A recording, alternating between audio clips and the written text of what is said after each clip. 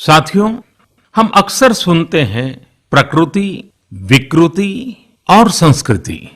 इन शब्दों को एक साथ देखें और इसके पीछे के भाव को देखें तो आपको जीवन को समझने का भी एक नया द्वार खुलता हुआ दिखेगा। अगर मानव प्रकृति की चर्चा करें तो ये मेरा है, मैं इसका उपयोग करता हूं। इसको और इस भावना को बहुत स्वाभाविक माना जाता है, किसी को इसमें कोई ऐतराज नहीं होता। इसे हम प्रकृति कह सकते हैं। लेकिन जो मेरा नहीं है, जिस पर मेरा हक नहीं है, उसे मैं दूसरे से छीन लेता हूं, उसे छीनकर उपयोग में लाता हूं, तो हम इसे विकृति कह सकते हैं।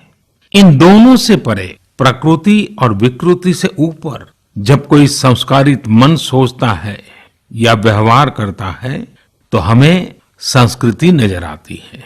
जब कोई अपने हक की चीज, अपनी मेहनत से कमाई चीज, अपने लिए जरूरी चीज, कम हो या अधिक, इसकी परवाह किए बिना किसी व्यक्ति की जरूरत को देखते हुए खुद की चिंता छोड़कर अपने हक के हिस्से को बांट करके किसी दूसरे की जरूरत पूरी करता है, वही तो संस्कृति है।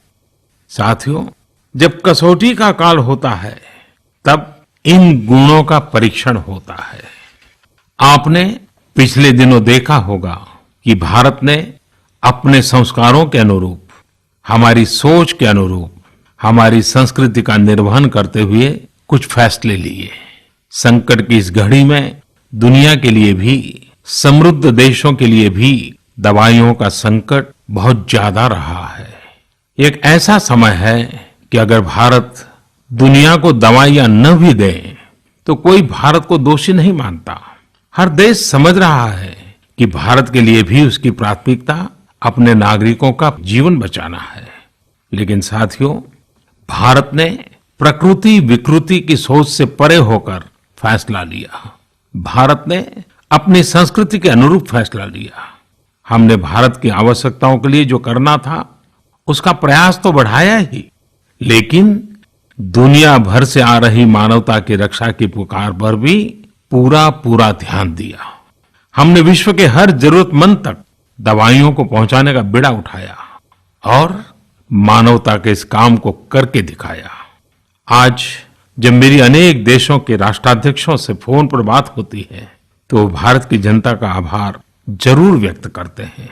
जब वो लोग कहते हैं thank you India, thank you people of India, तो देश के लिए गर्व और बढ़ जाता है। इसी तरह इस समय दुनिया भर में भारत के आयुर्वेद और योग के महत्व को भी लोग बड़े विशिष्ट भाव से देख रहे हैं।